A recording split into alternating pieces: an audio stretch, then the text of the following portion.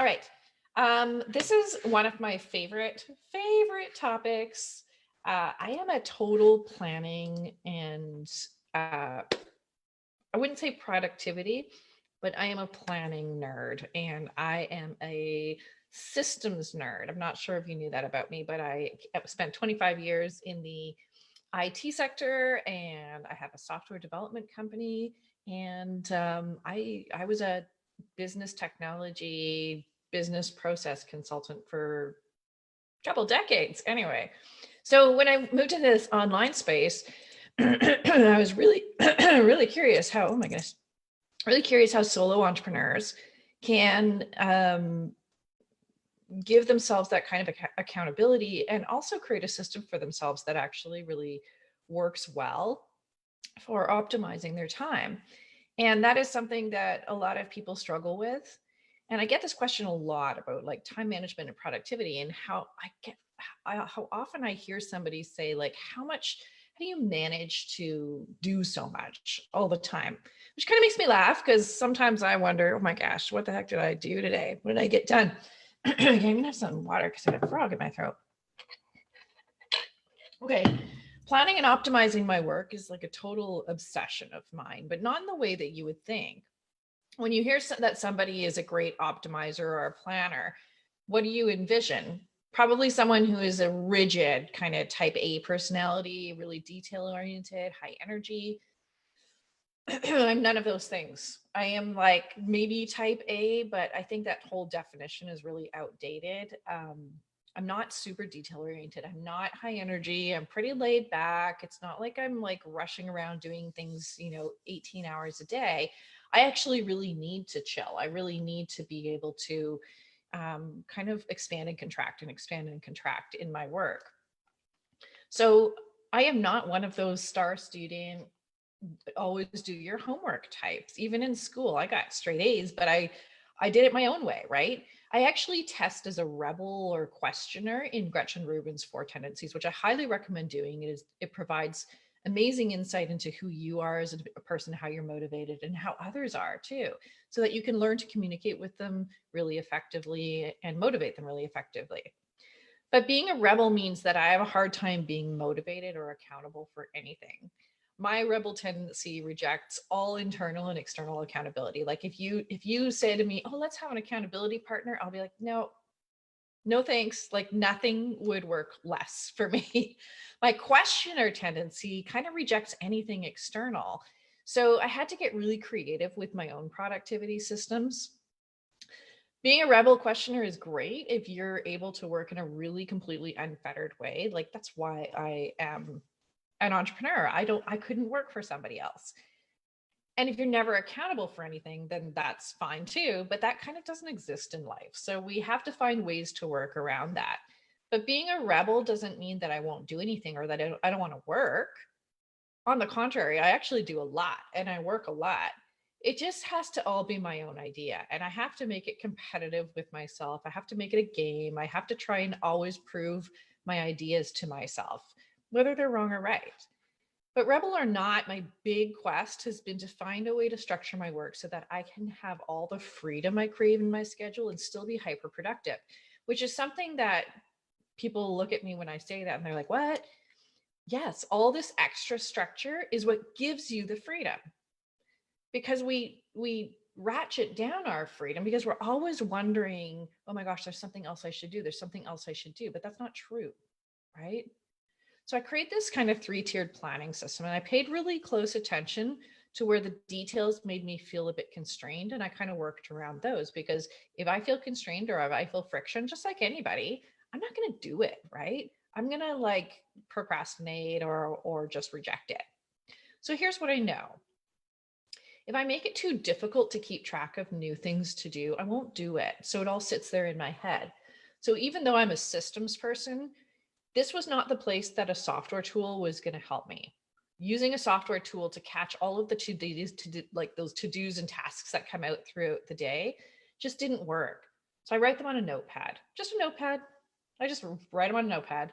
And then at the end of the week, anything that I didn't get done from that notepad, I transfer into my app.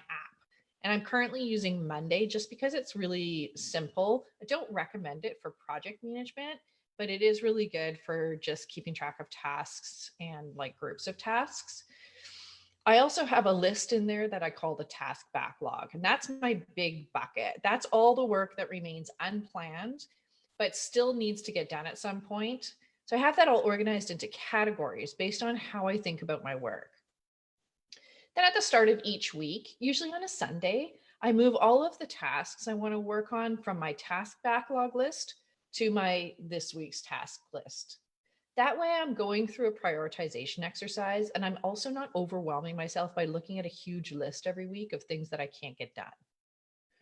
Now, I have this weekly action plan notepad from Best Self. And by the way, I love their journals as well. And I do use those as well. And I move all of this week's tasks from my this week's tasks list onto that notepad. I actually write them down, and that sits on my desk. And I know personally, I like having this week's stuff right in front of me all the time. And then I can write quick notes and I can see the items getting checked off. And that's a real motivator. This week I don't have my kids, so I'm actually have a bit of extra time. So you can see I've checked off some things, and then I've got, a few more things to do. All right. So there's a huge and important key lesson here. I've learned how much I can reasonably get done in a week, and I no longer overschedule myself. This is the big problem that a lot of people have. They overschedule themselves. It's so simple. But, all these people who say, oh, I just never have enough time to get everything done in the week. And I'm like, then you're putting too much into your week. It's really quite simple. I know what's reasonable. And there's a tendency for me to be like, oh, I can get all this stuff done. But all that does is result in frustration and burnout. So I'm purposely really conservative about how much I assign myself in a week. If I find I still have time at the end of the week, I can add more stuff from my backlog, but that focused specific list makes it so much easier to feel like I can make progress. But also, because I know I've already captured everything else and I've made decisions about what is the most priority this week, I don't have to worry about those other things. I know that they're there. I know I'm going to get to them. I know that they're going to be taken care of. I can just remain super hyper focused on this week, and I don't feel like I've got all this stuff flying around. Here's the part where my personality comes in. I don't ever want to feel like I'm tied down at any point in the day. I have a huge trigger about people owning my time, even myself. Sounds crazy, right? It's a huge trigger. So I'll never structure my days. Instead, I just make sure that my this week's task list is in a priority sequence. And then when I sit down at the start of the day, I can decide what work I'm going to do that day. Typically, I'll work down the list in order of priority, but sometimes I just want to do something different. And so I do. I get to choose, and that's the important thing about my rebel tendency. My goal is to never feel any friction in my business or anything that I should do. I know I'm much brighter in the morning, so I usually use that time for anything that requires creation or like writing or videos or anything that I have to be really like kind of on point with. I just know myself, and so later in the day, like I'll go for a workout in the afternoon because that's the best time for me to go. It's when my brain shuts down. It's when I need that break, and then sometimes I'll go back to work in the evenings. But when I have my kids, I don't. But I'm really conscious of how I feel throughout the day and what my energy levels are. So I try to allocate my work accordingly. And of course, around client calls as well. This is always a work in progress.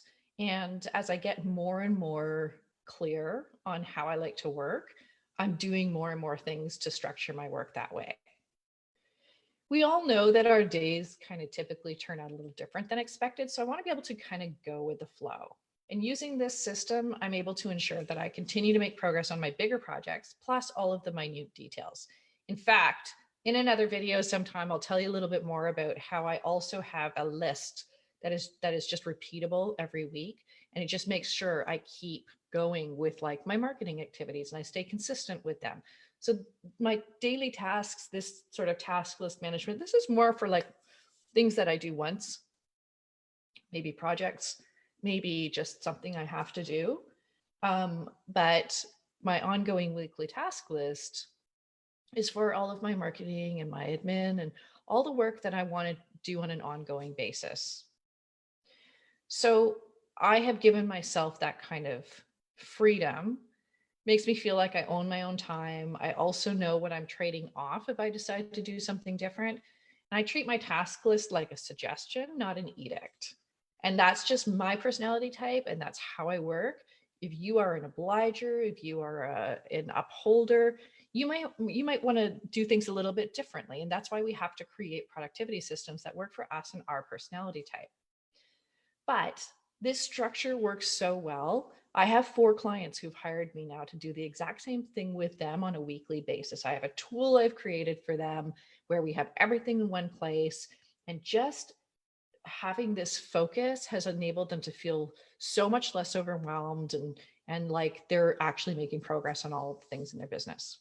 So if you want to learn more about how to structure your own time, book a free strategy call with me. We can talk more about your own personal work schedule and kind of work out some of those things around how we make it fit your own personality type.